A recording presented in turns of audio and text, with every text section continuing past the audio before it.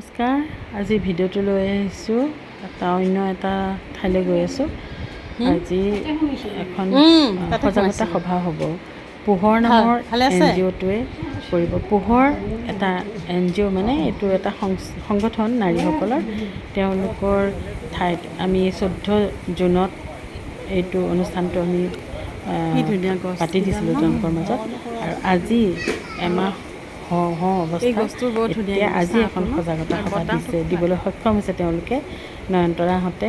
আৰু তাত আমি থানাৰ কমিটি, থানাৰ নাগৰিক কমিটি আৰু নয়নতৰাহঁতৰ পোহৰ দুয়োটা সংগঠনে লগ লাগি আজি এই সজাগতা সভাখন আয়োজন কৰিছোঁ। শুনকচোন বাৰু কাৰণনো কি ইয়াৰ। গৈ আছিল কিন্তু এই পৰিৱেশত পৰাৰ লগে লগে তেওঁলোকৰ পৰিয়ালবিলাক বিধ্বংস হৈছে, ধ্বংস হৈ গৈছে। গতিকে মই উঠি অহা প্ৰজন্মই জানো এই মানে নিচাযুক্ত দ্ৰব্য ব্যৱহাৰ নকৰে, তাৰ বাবে এই সজাগতা সভা আহ্বান কৰা গৈছে। আৰু আমি এই সভাৰ জৰিয়তে আমাৰ বৃহত্তৰ এৰিয়াৰ মানুহক জনাই দিম যে এইটো এটা বেয়া বস্তু, এইটো এটা যেন আমি উঠি অহা প্ৰজন্মক আমি এইটো ব্যৱহাৰ কৰাৰ পৰা বিৰত ৰাখোঁ। আমি সকলোৱে আমি ইয়াতে সহযোগ কৰাটো অত্যন্তই প্ৰয়োজন বুলি ভাবোঁ। আৰু মই এই আমাৰ ধুনীয়া পৰিৱেশটো, একেবাৰে গছবিলাক যে ইমান ধুনীয়া কোৰাছ গছ ডাঙৰ হৈ গৈছে, গছৰ ছাঁত বহি পেলাই। আৰু অতিপাত ৰ'দ, তাৰমানে আজি ঈদগাহ মৈদানতে পতা কথা আছিল, কিন্তু তাত ৰ'দৰ পতাপত ৰ'ব নোৱাৰি স্কুলখনতে আয়োজন কৰিলে বাহিৰতে। খুব সুন্দৰ পৰিৱেশটো, ভালেই লাগিলে। আৰু আহিছে মহিলাসকলো আহিছে, পুৰুষসকলো আহিছে। এই প্ৰথম আৰু তাৰ যিসকল বয়োজ্যেষ্ঠ লোক আছে তেওঁলোক আহিছেই। গতিকে এখন সঁচাকৈ মানে সাফল্যমণ্ডিত সভা বুলি ক'ব লাগিব। তাত এই অঞ্চলটোত ড্ৰাগছ, মদ, এইবিলাকৰ প্ৰচলনৰ ফলত আমাৰ যি যুৱ প্ৰজন্ম একেবাৰে মানে ধ্বংসৰ মুখত যেতিয়া আমি এইবিলাক ল'ৰা ছোৱালীক তেতিয়া দেখা পাওঁ যেতিয়া সামাজিক কিছুমান অনুষ্ঠান হয়, যেনে বিহু হয় বা কালচাৰেল প্ৰগ্ৰেম কিছুমান হয়, তেতিয়া আপুনি লক্ষ্য ৰাখিব যে মঞ্চত গান পৰিৱেশন কৰিছে। প্ৰকৃত গানটো অনুভৱ তেওঁলোকে কৰিব পাৰিছে নে নাজানো, কিন্তু সমাজে এটা সাংস্কৃতিক দিশত সাংস্কৃতিকভাৱে আনন্দ মনৰ এটা উৎস হিচাপে লৈছে। কোনোবা এজন আৰ্টিষ্ট আহিছে, গান গাইছে, সেইখিনিত আনন্দ নকৰি তেওঁলোকে এটা সুকীয়া আনন্দ লোৱা, অৰ্থাৎ নিচা খাই উদ্ভণ্ডালি কৰা বা নাচ গান কৰাত ব্যস্ত থাকে। তেওঁলোকে সেইটো এটা উৎস হিচাপে লয়, নিচা খোৱা উৎস। স্কুল কলেজলৈ যায়, গৈ পেলাই কি হয়, খেল ধেমালি কৰিবলৈ যায়।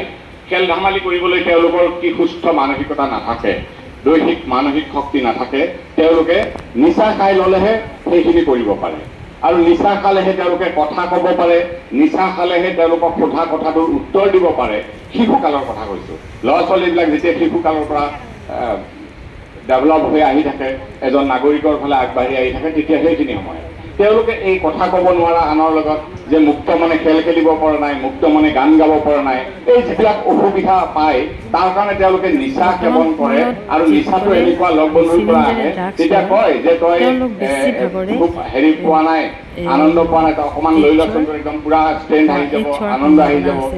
তেতিয়া কি কৰে, লগৰ বন্ধুজনে তাক অলপমান দি দিলে যে প্ৰথম অৱস্থাত ক'ত ষ্টাৰ্টিং কৰিব, ষ্টাৰ্টিংটো ক'ত হ'ব, যে আমি ড্ৰাগছলৈ গৈছোঁ, ড্ৰাগছ যেতিয়া পৰীক্ষাটো কৰে মেণ্টেলি ভাগৰে তেতিয়া আমি কওঁ যে তেওঁ পেলু সহায় কৰিব। গতিকে এইটো আৰু এই সহায়ৰ মাধ্যমেৰে আমি আমাৰ জাতিটোক, আমাৰ ঘৰখনত বচাই ৰাখিব লাগিব।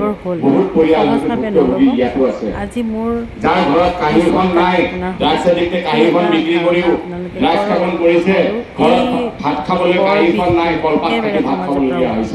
সেইকাৰণে পাতৰ চেট কিনি আনি থৈছিলে গডৰেজত, এসপ্তাহ পিছত বিয়া, চিয়াই লগতে আমাৰ বিয়া খাবলৈ যাবলৈ ওলাই চাই যে তেওঁৰ পাতৰ কাপোৰযোৰ নাই।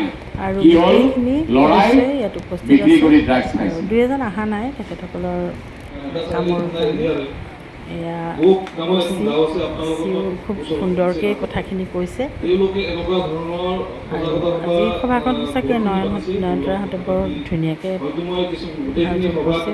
পাতিছে। কিন্তু প্ৰত্যক্ষ পৰোক্ষভাৱে মই তেওঁলোকৰ লগত একদম আছোঁ, সদায় থাকোঁ। তেওঁলোকে গাঁৱত এখন অংকুৰো আহিছে, সন্তানটো ঘূৰাই অকণমান পৰিপুষ্ট কৰি ভৱিষ্যতলৈ আগবঢ়াই দিব লাগে।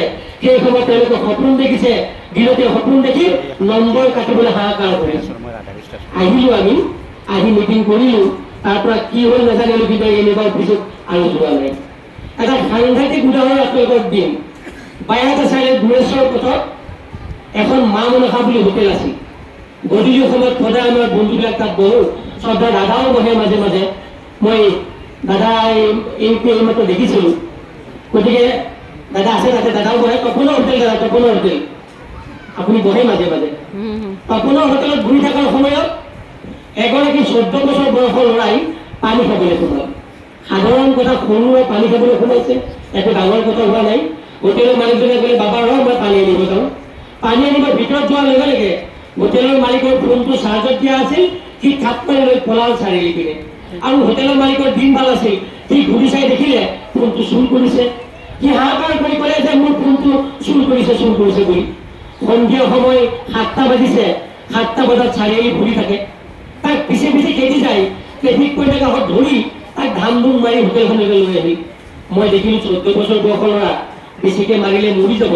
মাজত মই সোমাই গ'লোঁ। কমলপুৰ সমষ্টিৰ বাবে এক আদৰ্শৰ মহিলা শক্তি হওক, তেওঁলোকৰ এই অঞ্চলৰ যিটো অৱদান, সেই অৱদান ভৱিষ্যত দিনৰ বাবে যেন এক স্মৰণীয় কাহিনী হৈ ৰৈ যায়, তাৰ বাবে হৃদয়ৰে আমি আশা ৰাখিছোঁ। গতিকে ভৱিষ্যত দিনত আপোনালোকৰ মাজত থাকিম, কথা পাতিম, আৰু আপোনালোকৰ প্ৰত্যেকটো পদক্ষেপত যদি বিচাৰে লগত থাকিম বুলি এই মুহূৰ্তত আমি কথা দিছোঁ।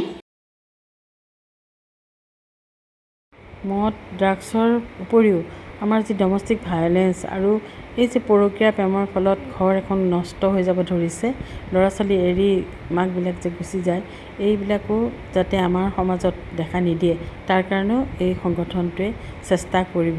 আৰু গোটেই আজিৰ যিখিনি আমাৰ মানুহ উপস্থিত থাকিলেও সকলোৱে মিলি আমি এইখিনি কৰিম বুলি প্ৰতিশ্ৰুতিবদ্ধ হ'লোঁ। আমাৰ বিভিন্ন ঠাইত এনেকুৱা ধৰণৰ সজাগতা সভা আয়োজন কৰিম, আৰু তাত গৈ আমি এনেকৈ আমি ৰাইজক বুজাবলৈ চেষ্টা কৰিম ৰাইজৰ সহযোগত। আৰু আজিকালি সকলো বুজা মানুহ সকলোৱে জানে, তথাপিও আকৌ নতুনকৈ কিছুমান কাম কৰিবলগীয়া হয়। এইজন আমাৰ CI হয় বাইহাটা চাৰিআলি, গতিকে তেখেতকো লৈ যোৱা হ'ল। ধন্যবাদ, আহিছোঁ।